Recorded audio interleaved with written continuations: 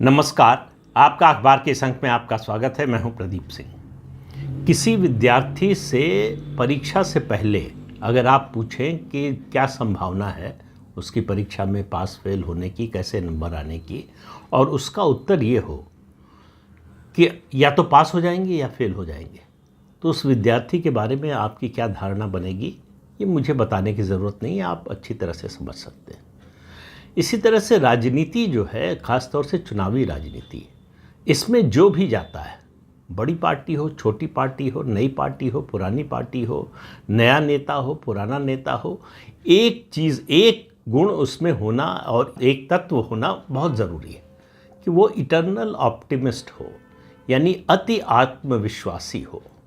क्योंकि राजनीति में, ख़ास तौर से चुनावी राजनीति में, अनुकूल परिस्थितियाँ अक्सर नहीं रहती हैं, ज़्यादातर प्रतिकूल परिस्थितियाँ रहती हैं। तो अगर अति आत्मविश्वासी नहीं होगा तो परिस्थितियों को देखकर पहले ही हथियार डाल देगा।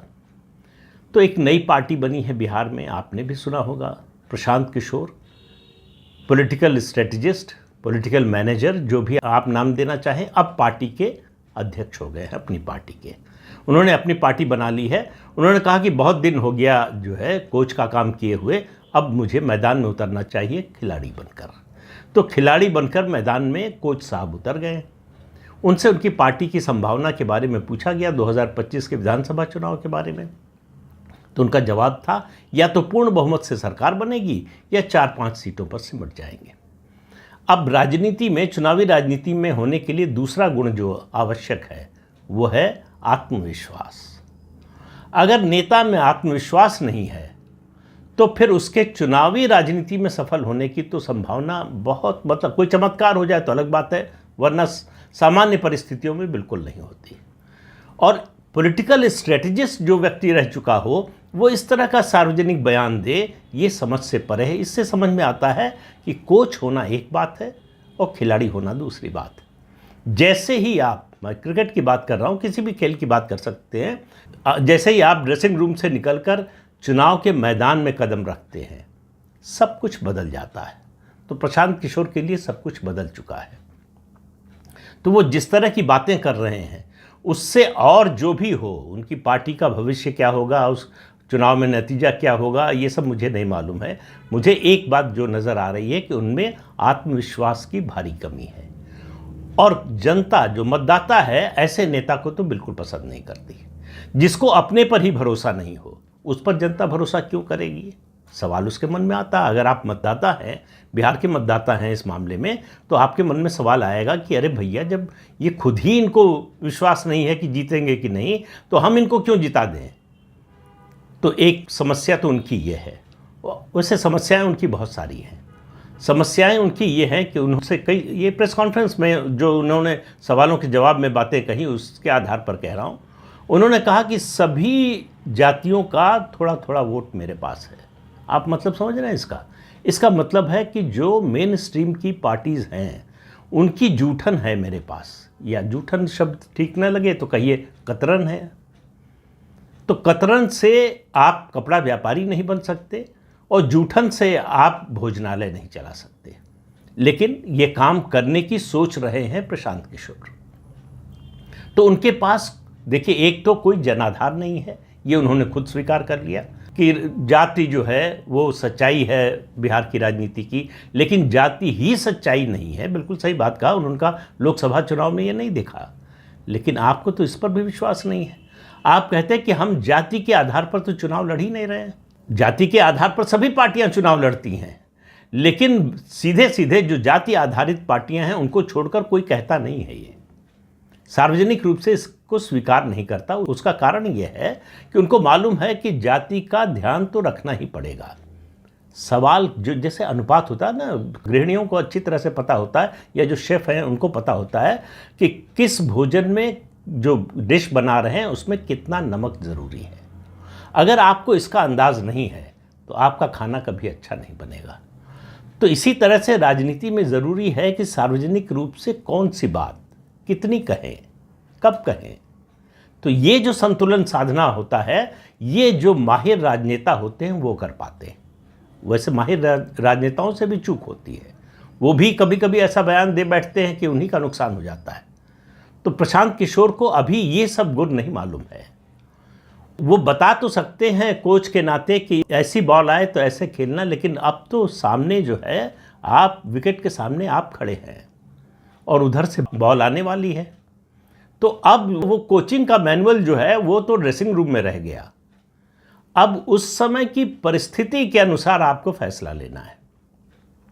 तो अब आप देखिए, प्रशांत किशोर ने दूसरी जो बात कही, उनसे पूछा गया कि पैसा कहाँ से इतना आ रहा आपके पास, तो उन्होंने कहा जिन लोगों के लिए मैंने काम किया वो पैसा दे रहे हैं, मैंने उनकी मदद की, उनके लिए काम किया, वो लोग पैसा दे रहे हैं। तो अब आप बिहार की राजनीति पे आ जाइए। आरजेडी के लिए उन्होंने काम नहीं किया कभी, तो आरजेडी तो नहीं देगी। नीतीश कुमार की पार्टी जेडीयू के लिए काम किया ज़रूर, 2015 में जोर शोर से काम किया, लेकिन नीतीश कुमार के पास तो अपनी पार्टी के लिए पैसा नहीं है। तो प्रशांत किशोर को पैसा अगर होता भी तो क्यों देते, और है ही नहीं तो कहाँ से देंगे। वो तो खुद जो है पैसे के लिए भारतीय जनता पार्टी पर निर्भर है, चुनाव में पैसा खर्च करने के लिए। तो नीतीश कुमार नहीं देने वाले। भारतीय जनता पार्टी को मालूम है कि प्रशांत किशोर उसी के खिलाफ काम कर रहे हैं, हालांकि भारतीय जनता पार्टी के लिए वो काम कर चुके हैं। काम की शुरुआत उन्होंने बीजेपी से ही किया था, तो बीजेपी उनको पैसा क्यों देगी।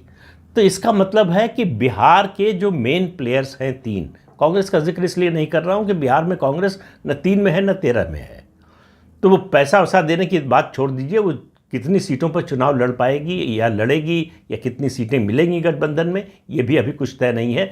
पिछले अनुभव के आधार पर तेजस्वी यादव को एक बात समझ में आ गई है कि कांग्रेस पार्टी को गठबंधन में ज़्यादा सीटें देने का मतलब है अपने पैर पर को लाड़ी मारना। तो अगर उससे सबक सीखा होगा उन्होंने, तो इस बार वो ज़मीन पर उतरता हुआ दिखाई देगा। तो कांग्रेस पार्टी से उम्मीद नहीं। तो बिहार में जो मेन स्ट्रीम की पार्टीज़ हैं, और सीपीआई एमएल और सीपीआई सीपीएम का जिक्र नहीं कर रहा हूँ, तो वो बिना पैसे के चुनाव लड़ने वाली पार्टियां हैं ज़्यादातर। तो इसलिए जो है वहाँ से पैसा मिलने का तो कोई प्रश्न नहीं। तो ऐसे लोग पैसा दे रहे हैं जो बीजेपी के विरोध में हैं। तो आपने काम किसके लिए किया? टीएमसी के लिए किया, आपने जगन मोहन रेड्डी के लिए किया है, आपने काम किया है एमके स्टालिन के लिए, और कांग्रेस के लिए तो किया ही था। तो जितने लोगों, बीजेपी को छोड़कर जहाँ जहाँ आपने काम किया, वो सब भाजपा की दूर विरोधी पार्टियां हैं। तो यानी आप पहले से एक कैंप में खड़े हो गए हैं ये बयान देकर कि हम भाजपा विरोधी कैंप में हैं। तो मतलब इंडी अलायंस में जो पार्टियां हैं वो आपको पैसा दे रही हैं। और प्रशांत किशोर बिहार की राजनीति में पैसा खर्च करने के मामले में उनका मुकाबला सिर्फ बीजेपी से हो सकता है और किसी से नहीं। लेकिन पैसा खर्च करने से चुनाव नहीं जीते जाते। अगर पैसे से चुनाव जीता जाता तो ये जितने टाटा, बिरला, अंबानी, अडानी, ये जितने उद्योगपति हैं, इनकी अपनी पार्टियां होती हैं और ये सरकार चला रहे होते। तो पैसा चुनावी जीत की गारंटी कतई नहीं है। पैसा मददगार साबित होता है उसके लिए जिसके पास जनाधार है, जिसकी जनता में पकड़ है, जिसे जनता पसंद करती है और ये विचार कर सकती है कि इसको वोट दें या ना दें। वोट दें तो कौन सा वर्ग देगा, कितने लोग देंगे, उस पर। एक और बात उन्होंने कही कि मुसलमान भी आ रहा है उनकी सभाओं में, उनकी बात सुन रहा है, समझ रहा है। अब मुझे ये पढ़ के जो है बड़ी हंसी आई। इस गलतफहमी में तो 77 साल से बीजेपी और जनसंघ जी रहे हैं। 10 साल प्रधानमंत्री रहते हुए प्रधानमंत्री नरेंद्र मोदी को ये बात समझ में नहीं आई कि मुसलमान उनको जो सुनने आता है और जो समझता है, उसके बाद जो करता है, वो उसकी कल्पना उनको नहीं होती। हर बार जो है बीजेपी हर चुनाव में इस कोशिश में रहती है कि किसी तरह मुसलमान का वोट मिले, तो उसके लिए ये कर दे, ऐसा कर दे, वैसा कर दे, पदाधिकारी बना दे, उसको विधान परिषद में भेज दे, राज्यसभा में भेज दे, मंत्री बना दें, मुस्लिम समाज के लिए विकास की योजनाएं चला दें। वो सब करके देख लिया, वोट के नाम पर ठन ठन गोपाल, कुछ नहीं मिलता। अब प्रशांत किशोर को लग रहा है कि उनको मिल सकता है। तो सवाल ये है कि या तो वो मुसलमान मतदाता की मानसिकता नहीं समझते या फिर राजनीति नहीं समझते। अब राजनीति नहीं समझते ये कहना तो मेरे लिए बड़ा कठिन है, लेकिन मुसलमान मतदाता की मानसिकता नहीं समझते, और समझते हुए अगर ये बयान दिया है तो वो अपने आप को धोखा दे रहे हैं। मुसलमान मतदाता, मैं केवल बिहार तक सीमित कर रहा हूँ इस बातचीत को, उसी को वोट देगा जो बीजेपी को हराता हुआ दिखेगा और इस मामले में एनडीए को हराता हुआ दिखेगा। तो क्या प्रशांत किशोर की पार्टी एनडीए को हराती हुई दिख रही है या उसकी कोई संभावना दूर दूर तक नजर आ रही है? कतई नहीं नजर आ रही। तो प्रशांत किशोर को खुद ही भरोसा नहीं है। तो वो जो उन्होंने दूसरी बात कही कि 4-5 सीटों, मुझे तो लगता है 4-5 सीटें भी उनके लिए बहुत बड़ा महत्वाकांक्षी लक्ष्य है। 4-5 सीटें भी जीतना मुश्किल है। देखिए, ये ऐसा नहीं है कि कोई पहली बार पार्टी बनी हो, चुनाव में उतरे और जीते नहीं। सरकार में आए हैं, ऐसी पार्टियां हैं। सबसे बड़ा उदाहरण, सबसे ताज़ा उदाहरण तो आम आदमी पार्टी का ही है। उससे पहले आप देखिए एजीपी का असम में उदाहरण देखिए, 1977 में जनता पार्टी का उदाहरण देखिए, 1989 में जनता दल का उदाहरण देखिए। तो ऐसा नहीं है कि पार्टी बनी नई एक और वो सत्ता में ना आ सके, लेकिन उसके लिए एक बड़े आइडिया की ज़रूरत होती है, जो 1977 में जनता पार्टी के पास था, जो 1989 में विश्वनाथ प्रताप सिंह के साथ था, जो 2014 में नरेंद्र मोदी के साथ था। मैं बाकी क्षेत्रीय पार्टियों की बात नहीं कर रहा हूं, अभी राष्ट्रीय स्तर की पार्टियों की बात कर रहा हूं। क्षेत्रीय पार्टियों के मामले में भी अगर आप देख लें तो आपको ये पैटर्न नजर आएगा कि आपके पास एक कोई बड़ा आइडिया हो जिससे लोग प्रभावित हो सके। एक समय 1993 का समय था, जब 92 में अयोध्या में विवादित ढांचा गिरने के बाद भाजपा की सरकारें गिरा दी गई थी। राज्य सरकारें उत्तर प्रदेश की गिराई गई, मध्य प्रदेश की, राजस्थान की और हिमाचल प्रदेश की, 4 सरकारें। उत्तर प्रदेश का तो फिर भी समझ में आता है, वहाँ ये घटना हुई थी। बाकी 3 सरकारों को गिराने का कोई औचित्य नहीं था। उस समय भारतीय जनता पार्टी ने एक नारा दिया था, नारा था सबको परखा बार बार, हमको परखें एक बार। चला नहीं नारा। ये नारा नहीं लगा रहे हैं, लेकिन प्रशांत किशोर कमोबेश वही बात कर रहे हैं। कह रहे हैं कि सबको आपने परख लिया, सबको देख लिया, एक मौका हमको भी तो दीजिए। आपको मौका क्यों दें? आपने क्या किया है राजनीति में या सामाजिक सेवा के क्षेत्र में? आपका क्या योगदान है? आपका क्या जनाधार है? सिर्फ इसलिए कि आपने जो है 1 साल तक पदयात्रा की, इस आधार पर आपको वोट मिल जाए? देखिए, सुनने आना और भीड़ आना ये वोट की गारंटी नहीं है। आप देखते होंगे तमाम तरह के बाबा लोग हैं, उनके जो कार्यक्रम होते हैं उसमें बड़ी भीड़ जुटती है, लेकिन उनके कहने से लोग वोट भी देते हों ऐसा होता नहीं है। 1-2 अपवाद को छोड़ दीजिए, ज़्यादातर मामलों में वोट का फैसला लोग अपना करते हैं। और वो भी ज़माना चला गया जब परिवार का मुखिया बोलता था, और एक समय तो था जब गांव का मुखिया यानी प्रधान बोलता था, वहीं पूरे गांव का वोट पड़ता था। अब तो परिवार में और छोटे परिवार में, एकल परिवार में भी पति पत्नी अलग अलग वोट देते हैं। तो ऐसे में प्रशांत किशोर ये उम्मीद करें कि वो कहेंगे कि हमको भी एक मौका दीजिए, और लोग लाइन लगा कर जाएंगे और जन स्वराज पार्टी को वोट दे देंगे, और वो कह रहे हैं कि हम नए लोगों को टिकट देंगे। तो लोगों को लगेगा कि जो है बहुत अच्छे लोगों को टिकट दे रहे हैं, योग्य लोगों को टिकट दे रहे हैं। ये कोशिश दिल्ली और पंजाब 2 राज्यों को छोड़ दीजिए तो आम आदमी पार्टी ने देश के अलग अलग राज्यों में की, लोकसभा में की, विधानसभा चुनाव में की, कुछ हासिल नहीं हुआ। तो बात होती है इमेजिनेशन कैच करने की, और बात होती है, देखिए मैं कहता हूँ नई पार्टी को एंट्री मिलती है, एकदम से छलांग लगाकर जो है, लंबी और ऊंची छलांग लगाकर अगर वो बार को पार करती है तो उसका एक आधार होना चाहिए, और वो आधार होता है कि जो प्रमुख पार्टी है, अगर राज्य के बारे में बात करें तो जो प्रमुख पार्टी है उससे लोगों का मोहभंग हो चुका हो, और उसका जो विकल्प नज़र आ रही हो या विकल्प हो उस पर भरोसा ना हो। तो ये आपने दिल्ली में देखा, कांग्रेस और बीजेपी के साथ ऐसा ही था, आम आदमी पार्टी को मौका मिला। इसी तरह से पंजाब में कांग्रेस और अकाली दल के साथ था, आम आदमी पार्टी को मौका मिला। त्रिपुरा में बीजेपी ने ऐसा ही किया। क्यों किया? क्योंकि कांग्रेस और सीपीएम दोनों से मोहभंग हो चुका था। सीपीएम से 15 साल के शासन से मोहभंग था, कांग्रेस विकल्प के रूप में थी, उस पर भरोसा नहीं था। इसी तरह से ममता बनर्जी जब 2011 में पहली बार सत्ता में आई तो सीपीएम से यानी लेफ्ट फ्रंट से मोहभंग हो चुका था, विकल्प के रूप में जो कांग्रेस पार्टी थी उस पर भरोसा नहीं रह गया था। बिहार में ऐसी स्थिति है ऐसा लग नहीं रहा है। नीतीश कुमार से नाराजगी जरूर है, उनके लौट के आने के बाद एनडीए मजबूत हुआ है, इसमें कोई शक नहीं है। लेकिन अभी हाल ही में हुआ, मतलब ज़्यादा दिन नहीं हुए, जून की ही बात है, लोकसभा चुनाव का नतीजा बताता है कि लोगों का, बिहार के मतदाताओं का एनडीए से मोहभंग नहीं हुआ है। विधानसभा चुनाव की दृष्टि से बात करें तो ऐसा नहीं है कि आरजेडी से को विकल्प के रूप में लोग नहीं देख रहे हैं। नंबर 1 की पार्टी है संख्या की दृष्टि से, जो विधानसभा के सदस्यों की संख्या है उस दृष्टि से। ये अलग बात है कि पिछले कुछ दिनों में तेजस्वी यादव, जो 2020 के विधानसभा चुनाव के समय उनकी छवि थी, जिस तरह से उनका कद बढ़ता हुआ दिख रहा था, वो लगातार नीचे आया है। इसके बावजूद प्रशांत किशोर कोई उम्मीद जगाते हो। अब देखिए बिहार की समस्याएं क्या हैं, सिर्फ 3 बड़ी समस्याओं की बात करूंगा। सबसे बड़ी समस्या है वहाँ बेरोजगारी के कारण पलायन। रोजगार और पढ़ाई लिखाई दोनों के लिए लोग बाहर जाते हैं। उसको रोकने का प्रशांत किशोर के पास क्या जवाब है? उन्होंने कहा कि बीजेपी ने वादा किया था राम मंदिर बनाने का, बना दिया। नीतीश जी ने वादा किया था सड़क बनाने का, बिजली देने का, उन्होंने दे दिया। अब आगे बिहार के युवकों के लिए उनके पास क्या है, उनके विकास के लिए क्या है? तो आपके पास क्या है? तो एक तो यह है समस्या। दूसरी समस्या है बिहार जो है कृषि प्रधान प्रदेश है।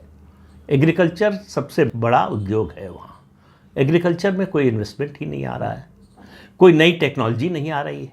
तो एग्रीकल्चर में कैसे इन्वेस्टमेंट आएगा, कैसे नई टेक्नोलॉजी का इस्तेमाल होगा, इनोवेशन कैसे होगा, इसका कोई रोड मैप, इसका कोई खाका, इसके बारे में कोई नया विचार, नवाचार प्रशांत किशोर ने तो प्रस्तुत नहीं किया अभी तक। और दूसरा है इंडस्ट्रियल डेवलपमेंट। इंडस्ट्रियल डेवलपमेंट के लिए पहली शर्त है कि आपकी लैंड एक्विजिशन की पॉलिसी बदले। अगर आप उद्योगों के लिए सरकार जमीन अधिग्रहित करके नहीं देगी तो लोग उद्योग लगाने के लिए, पैसा लगाने के लिए नहीं आएंगे। तो इसके बारे में भी प्रशांत किशोर कुछ नहीं कह रहे। तो जो बिहार की समस्याएं हैं उनका आपके पास कोई हल नहीं है। तो आप 5वें सवार की तरह दौड़ रहे हैं कि जहां सब भाग रहे हैं वहीं हम भी हैं।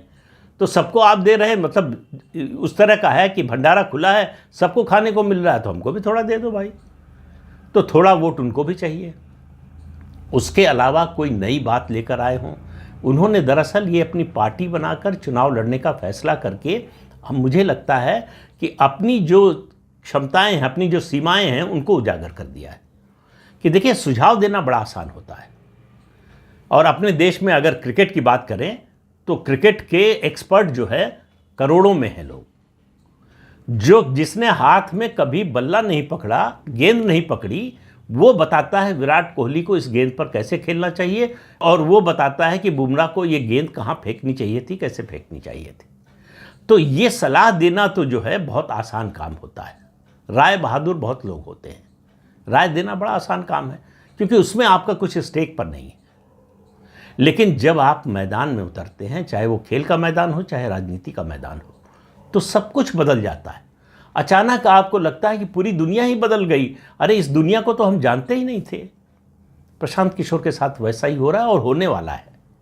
जब 2025 का विधानसभा चुनाव लड़ेंगे तब उनको पता चलेगा। इसलिए कि बाकी लोगों से मोहभंग हो गया है या हो जाएगा, इसलिए लोग मेरी तरफ देखेंगे, इस तरह से राजनीति चलती नहीं है। वरना आप देखिए 15 साल महाराष्ट्र में कांग्रेस और एनसीपी की सरकार चली, हर बार एंटी इनकम्बेंसी बहुत ज़्यादा थी, और उस दौरान जितना किसानों की आत्महत्या की घटनाएं हुई उतना कभी किसी प्रदेश में नहीं हुई, महाराष्ट्र में भी नहीं हुई। इसके बावजूद 3-3 बार जीत कर आए, 3-3 बार सरकार बनी। तो विकल्प पर जब तक भरोसा नहीं जमता लोगों का, तब तक जिससे नाराज हैं, जो सत्ता में है उससे नाराज हैं, तब भी नहीं हटाते। उसको एक मौका और देते हैं, शायद सुधर जाए, फिर मौका देते हैं, शायद सुधर जाए। तो इसलिए जो है जब विकल्प पर भरोसा हो जाता है तब लोग विकल्प को चुनते हैं। और या फिर मैंने जैसा शुरू में कहा कि आपके पास कोई ऐसा नया आइडिया हो, बड़ा आइडिया हो, जिससे लोग आकर्षित हो जाए कि नहीं इसको आजमाना चाहिए, एक मौका देना चाहिए।